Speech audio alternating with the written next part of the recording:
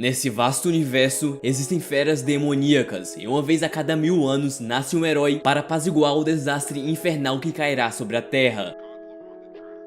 Shang-Tsung é o nome do nosso protagonista, um homem de 20 anos cursando o segundo ano de graduação em animes. E nesse dia, ele estava em casa lendo alguns livros sobre história chinesa, já que o seu pai era um historiador muito famoso naquele país. E enquanto o jovem lia alguns dos seus livros, a sua mãe o chama dizendo que o jantar já estava pronto. E assim que ele desceu, o seu pai, que estava na sala, recebe uma ligação e logo após fala para o jovem que não poderia ficar, pois precisava ir urgentemente para uma sessão de autógrafos para o seu novo livro. Porém, como Shang-Tsung se interessava muito por história chinesa, pergunta ao seu pai se ele poderia ir junto, sendo seu pedido negado logo em seguida, com a justificativa de que ele ainda não estaria pronto. Então, muito indignado com a decisão do seu pai, Shang-Tsung pesquisa livrarias de sinologia em toda a sua cidade. E assim que ele encontrou uma completamente abandonada em um bairro pouco conhecido, ele entra, rouba um livro de caracteres antigos chineses e logo em seguida começa a ouvir um murmúrio diabólico que ecoava por toda a sala. Então, muito assustado com aquela situação, Shang-Tsung corre rapidamente para o lado de fora e, distraído com o livro, ele acaba esbarrando em uma mulher que estava sendo perseguida por alguns delinquentes. E assim que esses valentões a alcançaram, roubaram o dinheiro que estava na sua carteira e começaram a bater e caçoar dela. E quando o jovem Shang-Tsung viu aquilo, decidiu não se meter, pois aquele era o famoso Lei Sheng da sua faculdade, uma das pessoas mais temidas entre os outros estudantes. Porém, para o seu azar, o livro que ele havia roubado há alguns minutos atrás estava no chão perto dos delinquentes, e assim que eles notaram a presença de Shang-Tsung, resolveram tirar satisfação com a sua cara, dizendo que usaria o livro como papel higiênico. E quando ele se virou para ir embora, Shang-Tsung, muito indignado com tudo aquilo, dá um chute na perna de Lei Sheng e sai correndo com todas as suas forças. Porém, assim que ele parou imaginando que havia despistado os valentões, Lei Sheng aparece bem na sua frente e desfere um golpe em sua direção, mas antes que pudesse atingir o seu rosto, ele desvia abaixando as calças do moleque logo em seguida. E como eles estavam em uma rua muito movimentada, as pessoas se aproximaram e começaram a gravar e tirar fotos daquela situação embaraçosa. E aproveitando o tumulto, Shang-Tsung foge até uma rua completamente deserta. Porém, nessa hora, enquanto ele menos esperava, uma gigantesca barreira redonda surge cercando ele por todos os lados. E logo em seguida, Lei Sheng aparece ao lado de um guerreiro samurai muito poderoso, dizendo que assim como uma cadela, ele não poderia fugir de sua barreira. E quando Shang-Tsung perguntou o que estava acontecendo, o delinquente disse que por ele tê-lo humilhado na frente de todos, ele iria pagar com a vida, dando logo em seguida uma ordem para que o samurai atacasse o garoto sem piedade, destruindo de começo os seus braços e pernas que se partiram como se não fosse nada. E ainda no chão, Lei Sheng pisoteia o garoto na cabeça, dizendo que o seu poder estava além da compreensão humana, caracterizando o garoto como um lixo inútil que não chegava nem aos seus pés. E já desmaiado de dor, Shang-Tsung fecha os olhos e logo em seguida se vê em frente a um gigantesco portão, que de primeiro momento ele imaginou que seria as portas do inferno. Porém, para sua surpresa, ele ouve uma voz do outro lado das portas, dizendo que se o seu desejo não era morrer, então seria muito simples para ele. E assim que o jovem acorda, raio surge dentro da barreira, e logo em seguida um cavaleiro mágico é invocado, curando todas as feridas de Shang-Tsung instantaneamente. E assim que o outro guerreiro percebeu que ele também era uma arma espiritual muito forte, empunhalou a sua espada e partiu para cima dele em uma tentativa de eliminar qualquer desvantagem. Porém, usando apenas um dedo, o cavaleiro segura sua espada e logo em seguida concentra e joga uma enorme quantidade de energia na direção do espírito, aniquilando ele sem que o mesmo nem tivesse tempo para se defender. E quando Lei Sheng viu que não era páreo para aquele ser mágico, fugiu do local, porém sem forças. Alguns metros mais à frente, o seu coração para e o seu corpo é desintegrado, sumindo para todo sempre.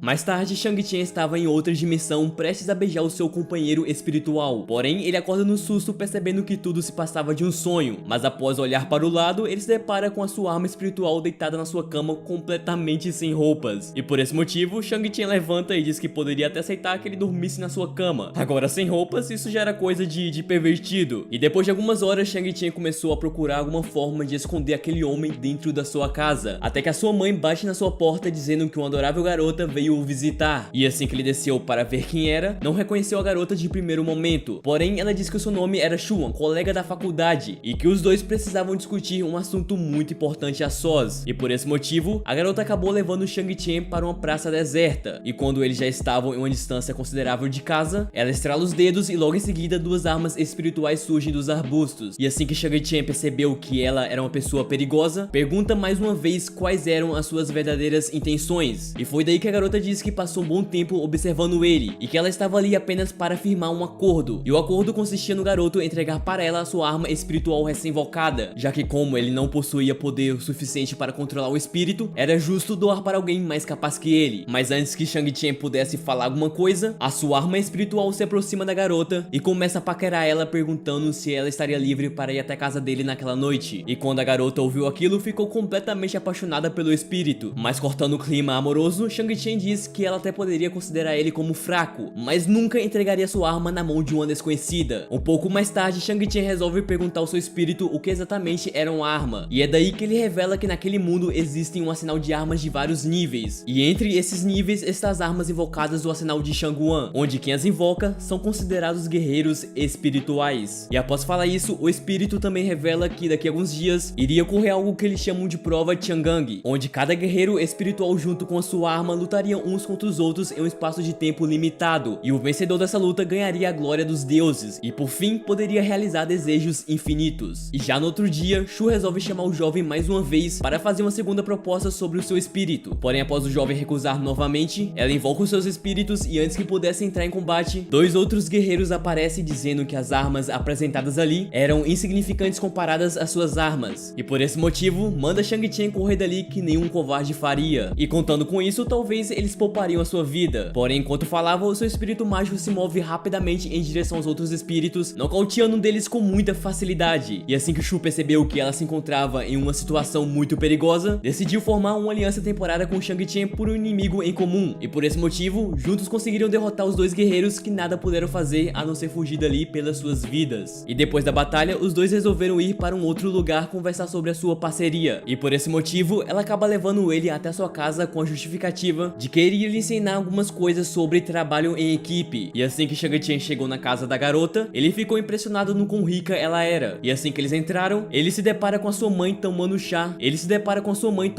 Como convidada. E após perguntar por qual motivo a sua mãe estaria fazendo ali, Shu diz que ele, assim como ela, seriam caçados por inimigos muito poderosos. E por esse motivo, ela decidiu por conta própria que ele moraria junto com ela. E já à noite, Shang-Chi e o seu espírito estavam indo tomar um banho nas piscinas termais depois de um longo dia. Porém, eles acabaram errando o banheiro e entrando direto no banheiro feminino onde Shu banhava tranquilamente. E com muita vergonha, com medo de ser vista naquela situação, ela mergulha tendo que ficar alguns minutos debaixo da água. Mas para sua sorte, Shang-Chi acaba lembrando que precisava tomar uma ducha primeiro antes de entrar nas termas, dando assim chances para Shu sair dali sem ser vista. E mais tarde, Shang-Chi resolve acompanhar Shu pelos jardins da mansão, discutindo uma forma para eles se manterem vivos, pois o verdadeiro desafio ainda estava por vir.